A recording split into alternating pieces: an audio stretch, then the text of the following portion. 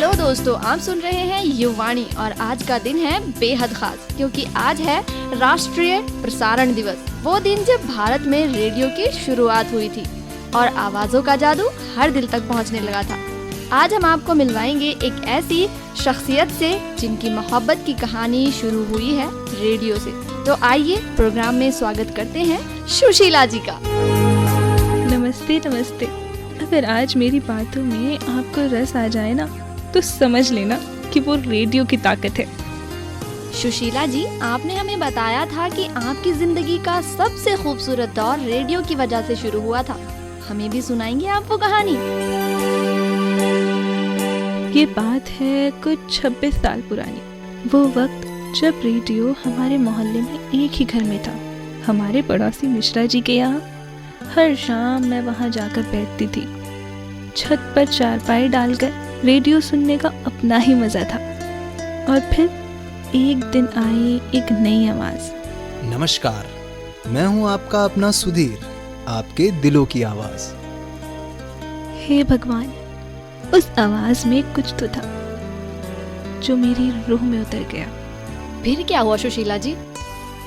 फिर मैं रोज उस आवाज के लिए जाती थी। अब तो मिश्रा जी भी हंसकर छेड़ने लगे थे मुझे। अरे भाई, अब तो हमारी सुशीला को रेडियो से ज्यादा सुधीर भा गया।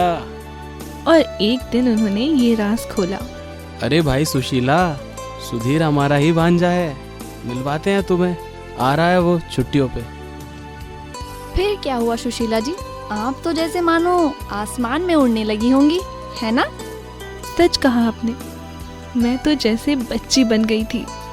जब सुधीर आए तो मैं पहली बार उनसे मिली। वो बेहद सलीकेमंद, पढ़े लिखे और समझदार थे। उन्हें देखकर मानो मैं तो खोस ही गई थी। ऐसा लग रहा था ख्वाबों का कोई शहजादा हकीकत में मेरे सामने आ खड़ा था।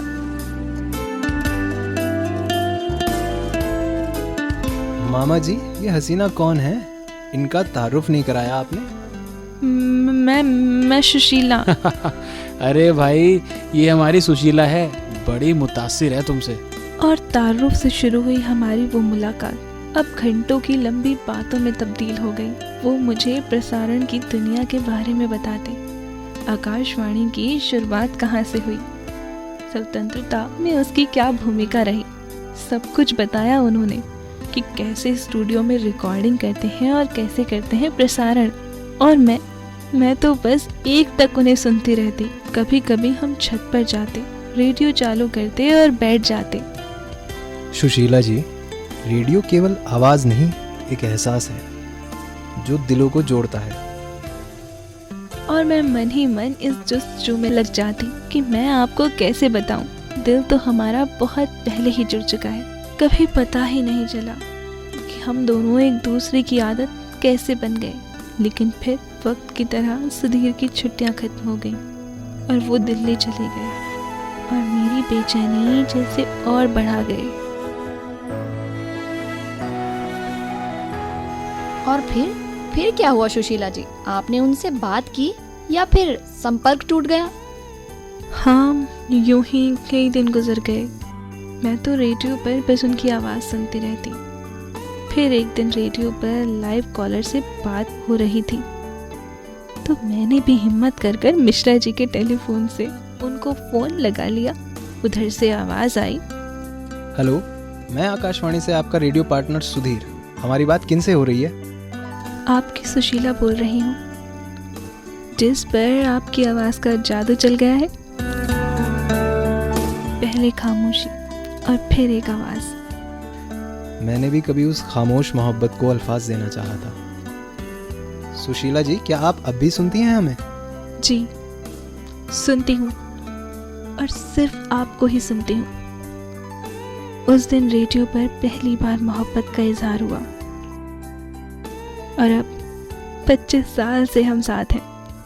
हर सुबह हम दोनों एक साथ रेडियो चालू करते हैं और वो मोहब्बत फिर से जी उठते हैं।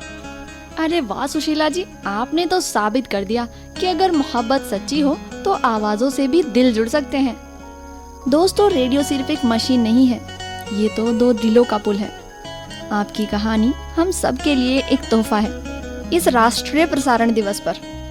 रेडियो की यही तो ताकत है, वक्त रोक देना, बस आवाज़ों में जीना। आपका बहुत बहुत शुक्रिया सुशीला जी कि आप हमारे बीच आई। आपसे मिलकर हमें बहुत खुशी हुई।